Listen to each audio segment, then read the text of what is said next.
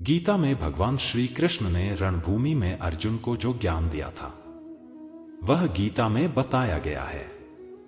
गीता में कुल 18 अध्याय हैं और उन सभी में अपना अलग अलग महत्व है। आइए जानते हैं गीता के पहला अध्याय का महत्व क्या है। श्री गीता उपनिषदों का सार है। महाभारत युद्ध के समय रणभूमि में भगवान श्री कृष्ण ने अर्जुन को जो ज्ञान दिया था वह गीता में बताया गया है। गीता में ऐसी बहुत सी बातें हैं जो मनुष्य को जीवन की कई कठिनाइयों को आसान बनाती है। इतना ही नहीं, गीता पढ़ने पर मनुष्य को बहुत सी नई जानकारियां भी मिलती है। साथ ही हर अध्याय के नियमित पाठ का अपना लाभ और महत्व है। भगवान शिव ने देवी पार्वती को गीता के पहले अध्याय के पाठ का महत्व जो बताया है वही यहां आपके लिए प्रस्तुत है। लेकिन गीता के पहले अध्याय के महत्व को जानने से पहले जान लीजिए श्रीमद् भगवद गीता के प्रथम अध्याय की खास बातें। गीता के पहले अध्याय का नाम अर्जुन विषाद योग है। इस अध्याय में कुरुक्षेत्र के मैदान में उपस्थित बंधुओं और संबंधियों को सामने देखकर अर्जुन के मन में उठे विषाद और मनस्थिति का वर्णन किया गया है, जिसे संजय धृतराष्ट्र को बताते हैं। गीता प्रथम अध्याय का महत्व। एक समय पार्वती जी ने पूछा है, महादेव जी, किस ज्ञान के बल पर संसार के सब लोग आपको शिव कहकर पूछते हैं? मृगछाला ओढ़े और अपने सभी अंगों में शमशान की विभूति लगाएं, गले में सर्प और नर मुंडों की माला पहने हुए हो। इनमें तो कोई भी पवित्र नहीं, फिर आप किस ज्ञान से पवित्र माने जाते हैं? तब महादेव ने उत्तर दिया कि हे प्रिय सुनो, मैं गीता ज्ञान को अपने हृदय में धारण करने से पवित्र माना जाता हूं। इस ज्ञान से मुझे बाहर के कर्म नहीं व्यापते।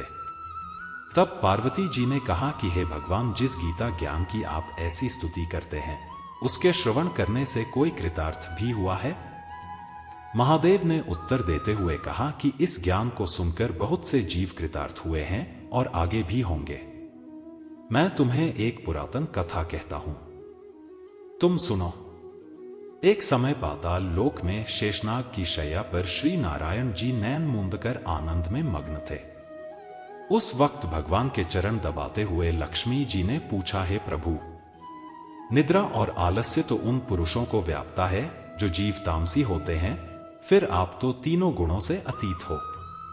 आप तो वासुदेव हो, आप जो नेत्र मूंद रहे हों, इससे मुझे बड़ा आश्चर्य है।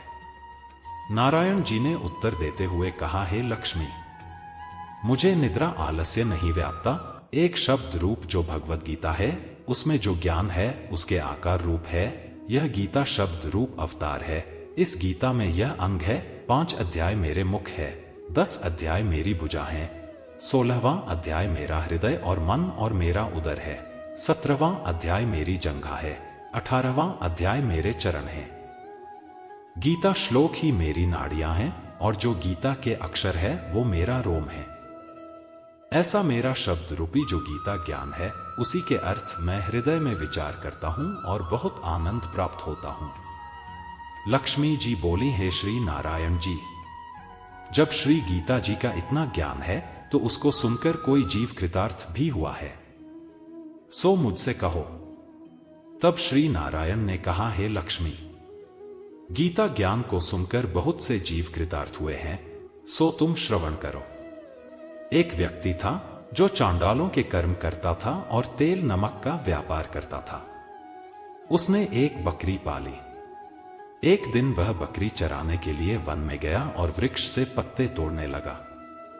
वहां उसे एक सांप ने डंस लिया, जिससे वह तुरंत मर गया।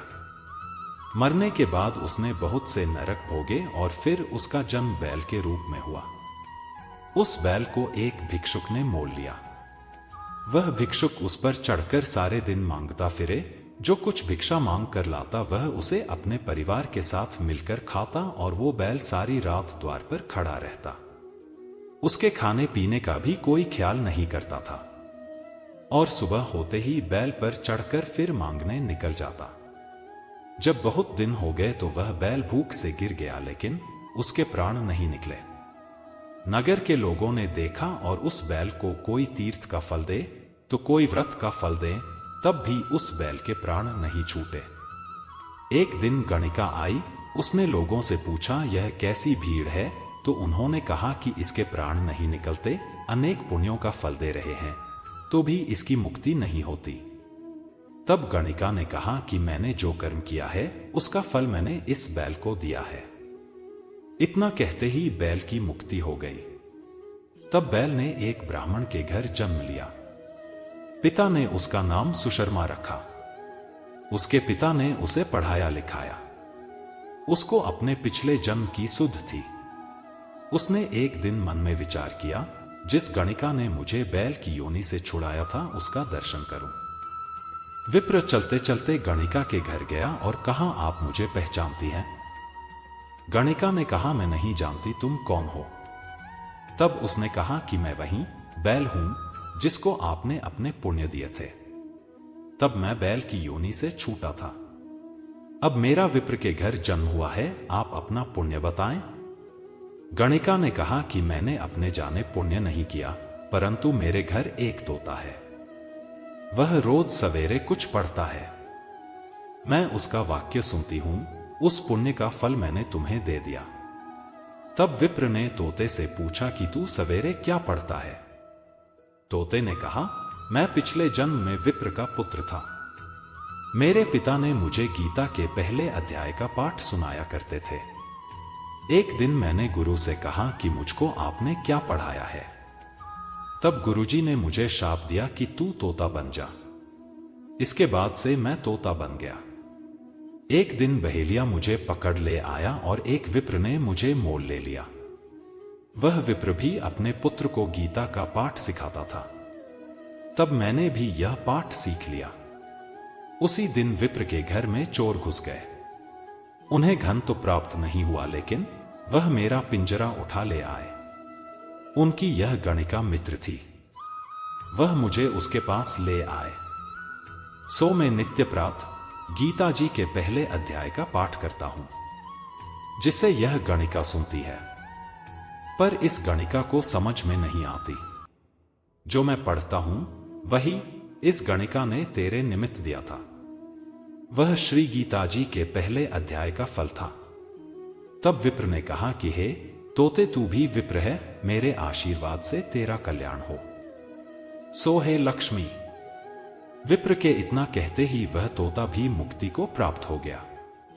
तब गणिका ने बुरे कर्म छोड़ भले कर्म ग्रहण किए और नित्य स्नान करके श्री गीता जी के प्रथम अध्याय का पाठ करना शुरू कर दिया, जिससे उसकी भी मुक्ति हो गई। ऐसा है गीता के प्रथम अध्याय के पाठ का महत्व।